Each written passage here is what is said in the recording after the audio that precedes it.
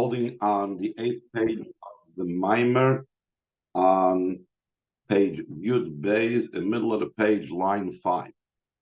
We were speaking about the idea of the level that Torah comes down from a place that is beyond Mokim, even higher than the level of the Eya Etzle Shashvim Yoim Yoim, even higher than Alpaim Shana Kadma Torah La'olam, that it comes down all the way into a level lower than Mokim. Mokim has to do with Shem Yudke Vavke, Flippus, which are lower than Mokim because they have no shaykhs with Kedusha, is where we deal with when we are dealing with the level of Torah. Torah has to do with the different inyanim of the world. Mitzrayim, it's to be Mevar Mitzrayim, it's to be Mevar Yetzirah, like the Malachim were told. So it comes, Matan Torah was the Chiddush, that even though there was Torah before the giving of the Torah, but the fact that it could reach from the highest level, from the level that's higher than Makkah, from the level of delight by Hashem himself, higher than what David HaMelech called it, Zmiris that your laws were Zmiris, and reaching all the way down to a level having to do with Klippus, Mitzrayim, Giratem, Yetzirah, Yesh Benechem, to a level that's below Makim. So that is the whole purpose of Matan Torah, which is the connection with what we started in the beginning of the Maimer, that Torah is about both Damshochem L'maylo L'mato L'mato L'maylo. Spoke the whole lengthy explanation that there's the Torah is from above, mitzvahs from below, Torah mitzvahs from above, the Yid in the world is from below. In Torah itself, there's Torah Shabbat, Torah Shabbat, the Torah Shabbat from above. The Torah Shabbat is from below. In Torah Shabbat itself, there's both levels. In Torah Shabbat, there's both levels. But the main point is that all of this is to bring down from the highest level to the lowest level, from a level that's beyond Mokim to a level that is Mokim. Based on all of this, so now the Maimer is going to explain why the beginning of our parsha starts off with, or our parsha in general, is based on the concept of physical things, physical matters, physical rewards, especially since the whole idea of Matan Torah, as we said, is to remove the barrier between the spiritual and the physical. So before there was that removal of the barrier, while there was still the Gzeira that El Yoinim Lo Yedlo Tachtoinim Tachtoinim Lo Yalo Yoinim, so perhaps I can understand that my doing mitzvahs in the physical world doesn't really have the impact in the spiritual realms. But once the barrier has been removed, so my physical mitzvahs in this world has the greatest connection with the spiritual and the other way around. So I can even more appreciate that when I do mitzvahs, my mitzvahs are going to have an impact, not just on the external aspects of the world, like Noach was promised that the externality of the world will not cease, that the seasons will go on, day and night will go on, etc., but also the inner part of the world, which is now, everything is now dependent upon a Yid, because there's no separation between above and below, and my actions down here affect them. So why isn't it even a mention and an elaboration, or if there's not elaboration, there's no mention at least about any spiritual reward and impact of on the spiritual realms through my avoiding Torah mitzvahs, especially when we're dealing with an avodah that involves bechukoisai in a way of teleichu, like we said, in a way of halicha. I'm traveling, I'm going. This is my l'mato. I'm doing all these things, and no mention of the spiritual impact. So he goes on to explain again, line 5, page base, the 8th page of the copies. Based on what we explained earlier about the connection that Torah and mitzvahs is about or the Matan Torah is to bring down from higher than Malkin into the lowest place below Malkin. So according to what's explained earlier, this will be understood why the rewards that are spoken about is in the physical realm. The ultimate purpose and intention in the giving of the Torah is that the Torah should descend down here below in this earth. How come? What's the benefit, and what do we gain from bringing it down here into the earth? So he says, only this thing, only the level of having it down here in this physical world, that is what gets hold of, that is what takes the essence. That is where we connect with Hashem's essence. Why in the physical world? Because that is the special advantage that the physicality has. That specifically in the physical world is where we have the connection with Hashem's very essence. As we know that only the level of Hashem's very essence could create yesh me'ayin down here. So therefore, as much and as high as we could perform mitzvahs in the spiritual realms, it's nothing in comparison to the physical mitzvahs down here. And dafka through that, we can connect to the level that's higher than Malkin. Therefore, because it's only physical mitzvahs that draw down the highest level of Hashem, so that manifests itself as well in the reward. Therefore, the promise is what we are foretold that we will receive is also in the physical and concerning the physical. Until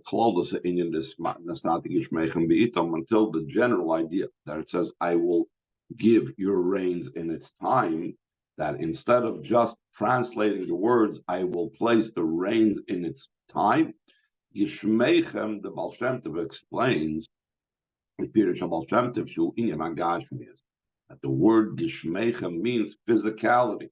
So right away at the beginning, he's right away laying it out for you. Because you are doing mitzvahs, and the mitzvahs that you're doing is primarily and all about the physical. So the reward is, I will give you physical. That itself engenders the matter itself. Perhaps we can connect it to another form of the concept of schar mitzvah mitzvah. The mitzvah is in the physical, so the reward has to be in the physical. This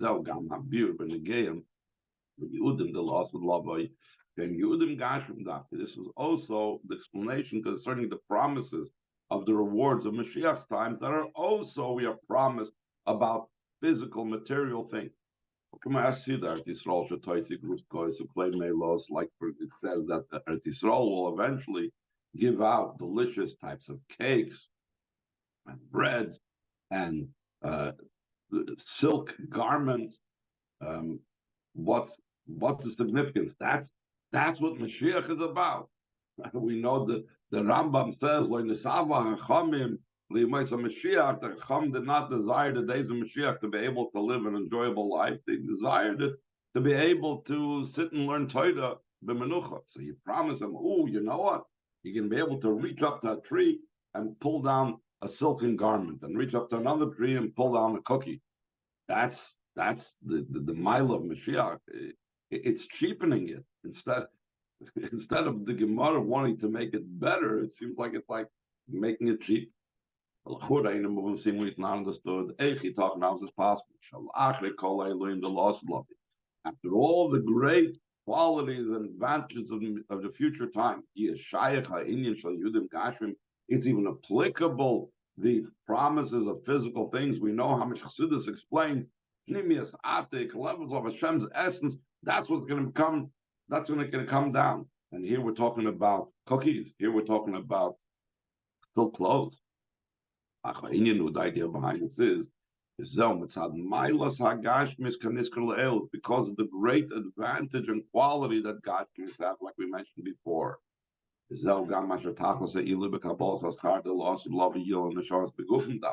why the great advantage in receiving reward. When Mashiach comes, will be specifically for souls embedded in bodies. That itself, extending this question further, why B'chakaisai is physical promise? Why did Chazal talk about physical things when Mashiach comes? Why in general physical body? Why is the ultimate reward when Mashiach comes to physical bodies? Das Ramban, like the opinion of the Ramban, not like the Rambam. The Rambam holds that though there will be Tchias HaMesim, and that's one of the 13 principles, the Yud Gimel Ikrim, but he holds that's not going to be the final reward. It's not the ultimate reward. The ultimate reward, the Rambam says, cannot be in the physical body. The ultimate reward has to be removed from the physical body in Gan Eden. So after we have Tchias HaMesim, the Rambam says we will have Gan Eden forever and ever. The Ramban and Kabbalah says, no, the Gan Eden is like a temporary reward for neshamas at this time until Tchias HaMesim comes along. Then the ultimate reward will be down here in the physical body. Again, it's the same idea. What's so special about the physical body that should be the ultimate reward? And also Chassidus rules in the opinion of the Ramban, following the opinion of Kabbalah. Why is that so? Because the great quality of the body and the physicality that over here we have this great advantage, and because of that, that's where the reward is. That's why also the primary idea of performance of mitzvahs, when Mashiach comes, like we say in Musaf davening, over there, we will do before you like the mitzvahs of your will, meaning that Mashiach's times will be the ultimate performance of mitzvahs. So we see that, and we're talking here about the ultimate performance of mitzvahs in the physical, that will bring karbonis. That's what he's talking about over there in Musaf. There's a Hemshech B'Kacha from the Rebbe Marash that speaks about this issue a lot, about how when Mashiach comes, that's going to be the mitzvahs for Sernach. And what is the mitzvahs? Well, the mitzvahs ma'asis dafka, specifically in mitzvahs in action. That's what we're going to do when Mashiach comes. And that's what we're looking forward to. All this is connected with the advantage of the physical body. The physical mitzvahs, the physical reward, being here in this physical world, the Torah coming down here into the physical world, is all because of how precious and how great the physical body of a Yid is. The Rebbe brings a very practical expression to this. Therefore, a person needs to be careful guarding their health. Top of page Gimel. Like the Rambam wrote, a person cannot understand and come new ideas and wisdom, and he's hungry or he's sick. In other words, the whole purpose of our physical endeavors of making a living and being healthy and so on is so we should be able to learn more Torah. Like the Baal Shem Tov explains on the pasuk, you should surely help him. That says when you see the donkey of your enemy collapsing under its load, and we say donkeys from the word chaymer, the materialism of your enemy, that's talking about the body and the animal soul that hates and interferes with the nefesh halakis. So when you see it collapsing, then you have to surely help it. One has to refine the body and to purify it. And not to break the body with all types of afflictions and fasting and other afflictions. That was something common by people who tried to serve Hashem in the times of Baal Shem Tov and prior to that. Why? Because the body is a very precious thing by Hashem. You do it, like it's known what the Mizrach Maggid says. A small hole in the body creates a big hole in the neshama, meaning one needs to make sure that their body is functioning in tip-top shape, because that impacts the neshama of a yid. Any questions before we go on? line 8. That's what it says. If you will go in my chukim, and we said telechu is plural. It's not referring, we said at the beginning of the Maimer, to the plural of the Yidden, but it's referring to a plurality of traveling. There are two types of halicha. Halicha is two types of traveling. From above to below to above. What is the above to below and the below to above? So he's summing up what we had earlier in the Maimer. Initially, there has to be what's drawn down from above to below. How is anything coming down from above to below? It's through the Torah, which is Hashem's word. After this comes about the avodah from below to above. In a way of traveling, and in other places, so this explains, we didn't explain this in this mimer yet, to believe the idea of traveling means leaving behind totally where you've been before. So that's breaking out of whatever boundaries I was in before. It's the avoid in a way of self-sacrifice. So there's first coming down from above the Torah, and then there's our avoid, the breaking out of our boundaries, completely putting ourselves aside. The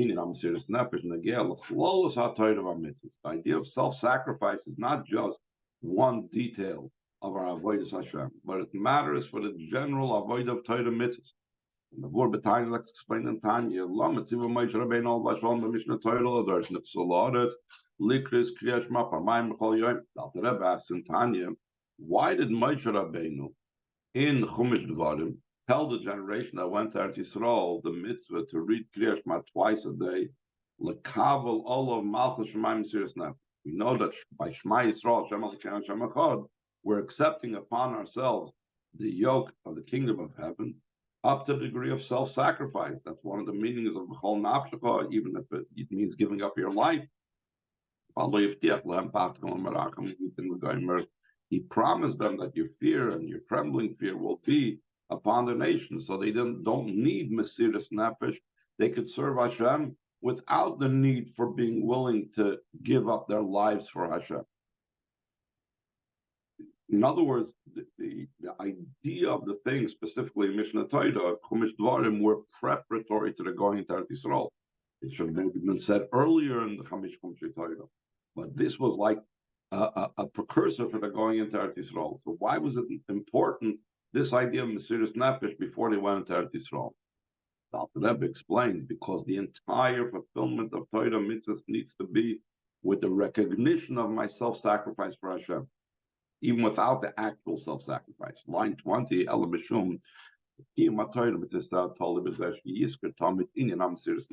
fulfillment of Torah and his mitzvahs are dependent on the fact that he constantly remembers the idea of self-sacrifice, because then he will do the mitzvahs out of love of Hashem.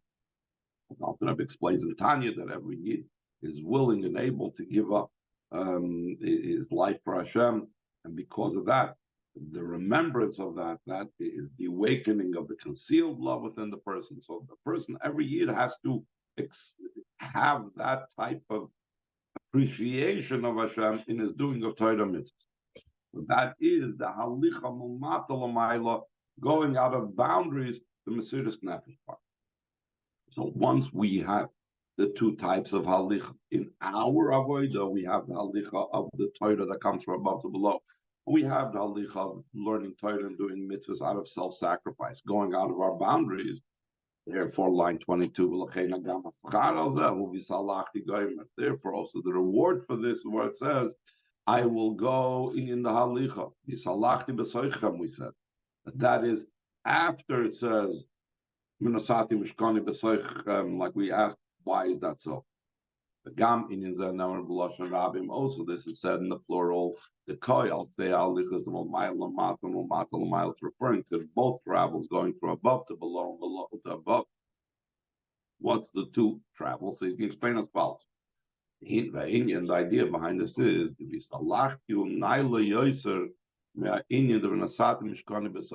idea that I will go amongst you is higher than the idea that I will place my Mishkan amongst you, like we said before, that Rashi explains through Inyan Beis HaMikdash. It's referring to the Beis HaMikdash, and not the Mishkan that was in the Midbar.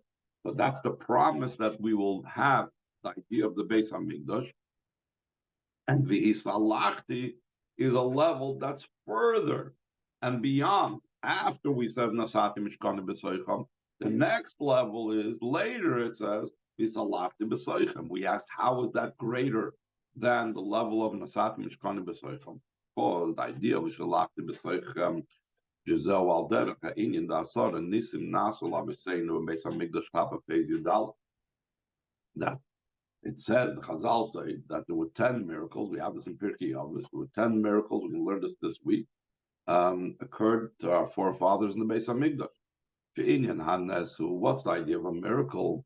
She'nimshach inyan naila yoiser me'amakim shebay nasan. When you have a miracle brings down something beyond the place that I'm in. The place that I'm in is running in the natural way. A miracle means the rules of nature that inhabit this particular place that I'm in are being broken. So even when we're dealing with the Beis HaMikdash, when we talk about Asara Nisim, Nasu Beis HaMikdash, comes out, V'hainu Nisim Shenasu Beis HaMikdash, the miracles that occurred in the Beis HaMikdash, they're even higher than the level of the Beis HaMikdash itself.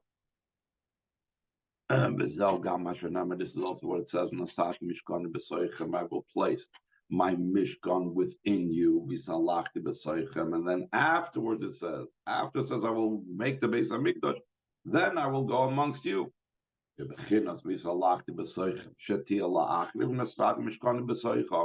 That idea that I will go amongst you, that will follow what it says that I will place my Mishkan within you, Shekayal Beis HaMikdash. It's referring to the Beis HaMikdash. The Beis HaMikdash. It's a higher matter than the revelation of the Beis HaMikdash. Therefore, therefore we see how great this V'hishalachti is. It's like the miracles that occurred in the Beis HaMikdash, which are higher than the Beis HaMikdash itself. Just like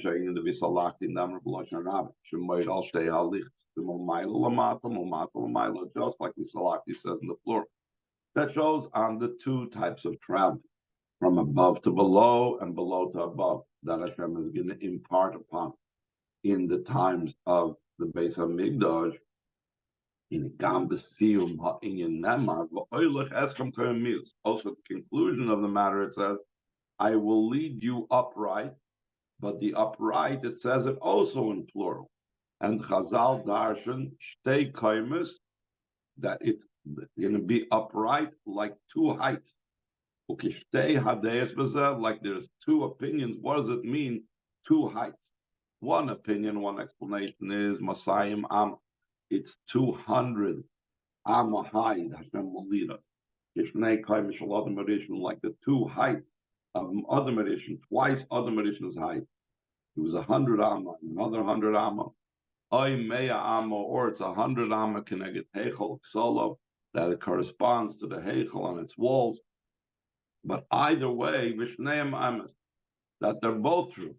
That it's talking about Voilech Eskom Kamamius is like the heights of Adam Rishon and like the heights of the Beis HaMikdash.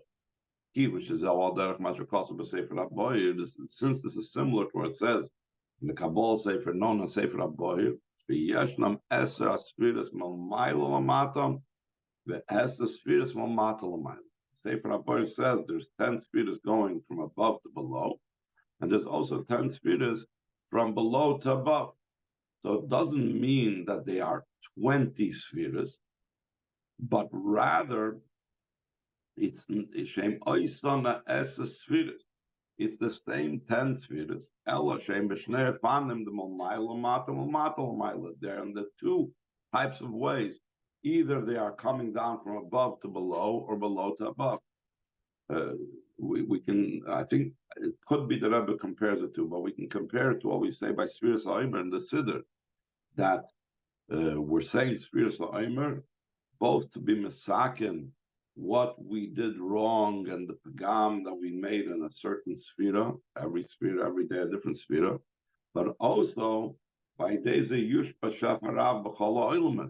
that we're also through the sphere, not just repairing anything we did wrong in the sphere of Chesed Yisoid, but we are also drawing down hashpahs in all the levels in all the world, in the level and from the level of Chesed Yisoid. So we see both concepts, the Molmata L'mayla, Molmayla Lamata. In a similar vein, in the 10 spheres, there's the Molmata L'mayla issue, perhaps what we have to be mistaken over there, and there's the Molmayla Lamata, what has to be nimshach more oiris.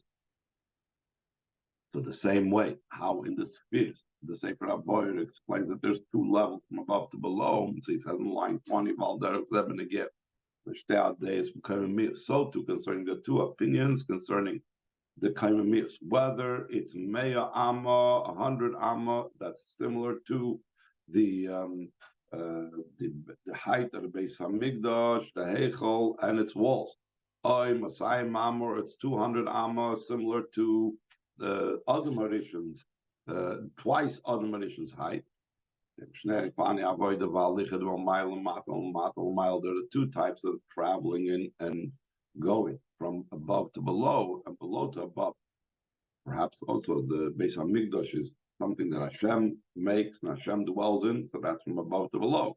Other Mauritian representative of Klal Yisrael and us is from below to above. Through this, we come to the fulfillment of the promise. I will lead you upright in this literal sense, with a standing tall, as they say. We don't have to wait for Mashiach's times. This is applicable even now in the times of gold. When we're talking about the neshama and spiritual matters, we could be upright, we could be standing tall. Like the well-known saying of my father-in-law, only our bodies were given over to exile and to be enslaved by different governments. But our souls were not given over to exile and being enslaved by different governments. We merit fulfillment of the promise. I will lead you upright. Lost love it the way it will be in the future times. In the true and complete redemption, in the coming of Mashiach Tzidkenu, soon,